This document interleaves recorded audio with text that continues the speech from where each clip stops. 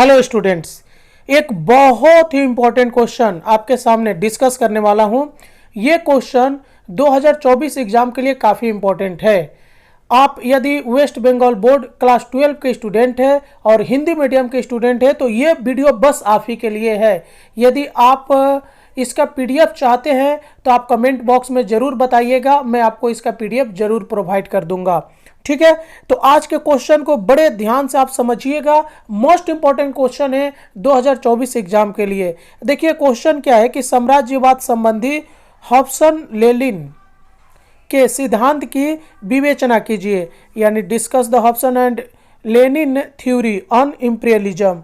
तो जे ए हॉब्सन का साम्राज्यवादी सिद्धांत, जे ए हॉब्सन ने अपनी प्रसिद्ध पुस्तक इंपीरियलिज्म में अपने साम्राज्यवाद और उपनिवेशवादी विचारों का विस्तार पूर्वक वर्णन किया है। उनके मतानुसार साम्राज्यवाद और उपनिवेशवाद पूंजीवादी व्यवस्था की देन है। उनका मानना है कि पूंजीवादी देश काम करने वाले मजदूरों को कम वेतन देते हैं, जिससे मजदूरों की अपनी आवश्यकता की वस्तुओं की खरीदने की क्षमता कम हो जाती है। फलस्वरूप घरेलू बाजारों में वस्तुओं की खपत नहीं हो पाती है। यानी इसका कहने का मतलब क्या है ना, कि जो पूंजीवादी लोग हैं, यानी जिनके पास बहुत ज़्यादा पैसा होता है, उनको पूंजीवादी लोग हम कह सकते हैं। तो वो जो है, जो मिल कारखानों में काम करने वाले मजदूरों को बहुत ही कम पैसा देते हैं। तो कम पैसा देने के वजह से जिस क्षेत्र में मजदूर रहते हैं उस क्षेत्र में जो भी बाज़ार में सामान आता है, यानी मिल से निकलने वाले जो भी सामान आते हैं, खेती से निकलने वाले जो भी सामान आते हैं, वो जो होता है काफ़ी अधिक मात्रा में क्या होता है, बच जाता है। यानी उनकी खपत जो होती है उस बाज़ार में नहीं हो पाती है। ठीक है, तो जब नहीं हो पाती है तो क्या करते हैं, वो बचे हुए सामान को दूसरे जगह यानी दूसरे देश में भी ले जाकर बेचते हैं। यही चीज़ इसमें है, थोड़ा ध्यान से समझिएगा। नहीं हो पाती है, इसी का लाभ उठाकर पूंजीवादी उत्पादक पूंजी निवेश और अधिक लाभ कमाने हेतु विदेशी बाजार की तलाश प्रारंभ कर देते हैं, यानी उसको दूसरे देश में ले जाकर बेचने लगते हैं।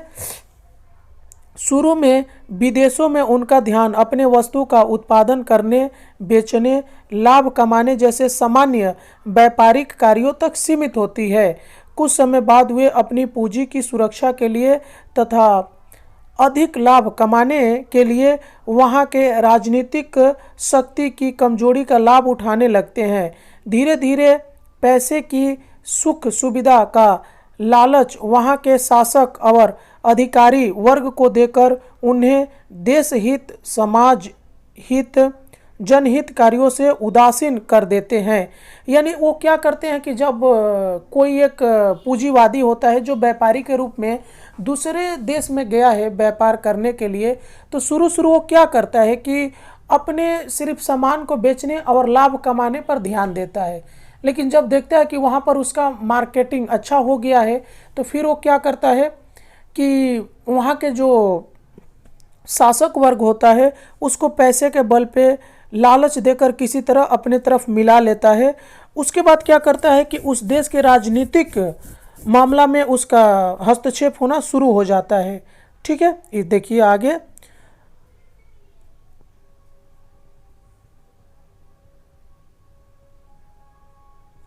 अब वो क्या करता है कि वहाँ के राजनीतिक शक्ति की कमजोरी का लाभ उठाने लगते हैं।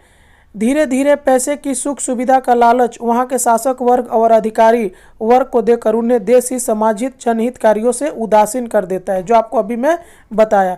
इसके कारण शासक वर्ग शासन व्यवस्था में रुचि लेना बंद कर देते हैं। शुरू में उन देशों में ही सत्ता को लेकर आपसी संघर्ष शुरू हो जाता है। जब संघर्ष करके थक हार कर वे देश कमज़ोर हो जाते हैं, तब उसी कमजोरी का लाभ उठाकर पूंजीवादी देश और शक्तियाँ उन देशों पर अपना पूरा राजनीतिक अधिकार स्थापित कर लेता है।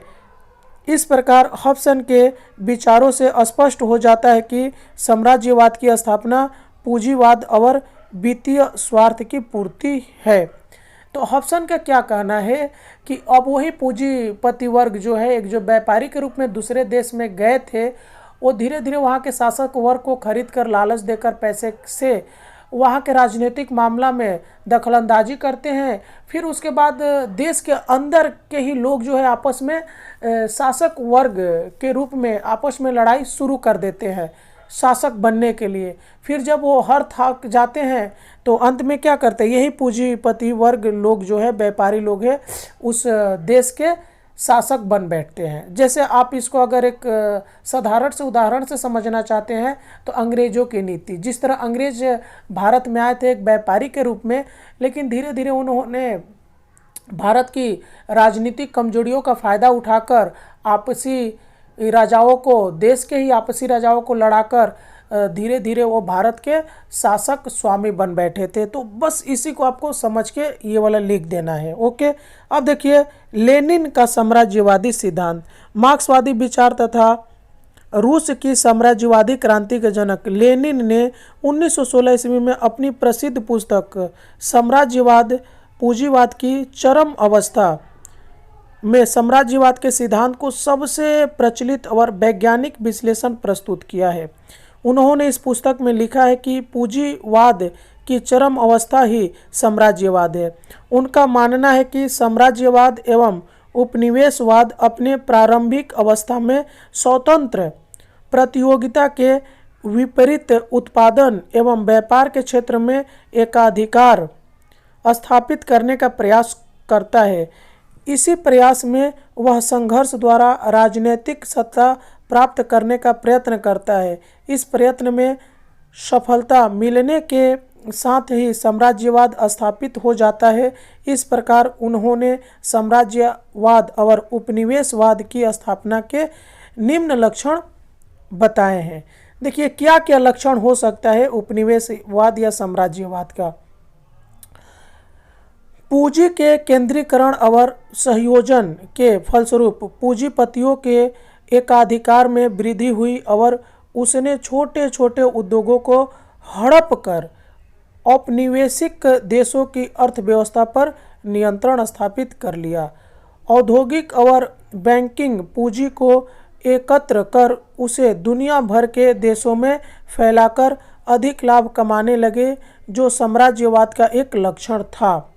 पूंजीवादी देश शुरू में विभिन्न देशों के कच्चे माल अपने देश में लाकर उससे विभिन्न वस्तुएं बनाकर दुनिया के देश में बेचकर लाभ कमाया, किंतु 19वीं सदी के अंत तक आते आते हुए उन देशों में ही पूंजी का निवेश कर वहां के कच्चे माल, सस्ता श्रम और बाजार का इच्छानुसार उपभोग कर भारी लाभ कमाने लगे, जिस तरह अंग्रेज हमारे देश में किए थे।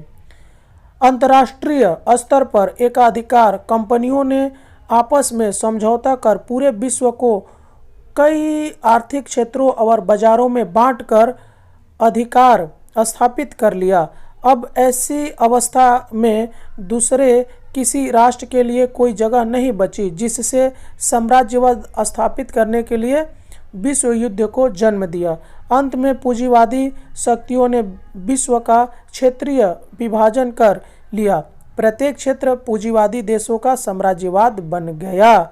इस प्रकार लेनिन ने स्पष्ट किया है कि जब पूंजीवाद का चरम विकास हो जाता है तो उसके बाद उसके विकास में ठहराव आ जाता है, अर्थात पतन होने लगता है, तथा ऐसी स्थिति में वे अपनी पूंजी को और सुरक्षित बनाए रखने के लिए साम्राज्यवाद का सहारा लेते हैं। साम्राज्यवाद का मतलब होता है कि अपने राज्य को बढ़ाना, अपने क्षेत्र को बढ़ाना, उसी को साम्राज्यवाद कहा जाता है।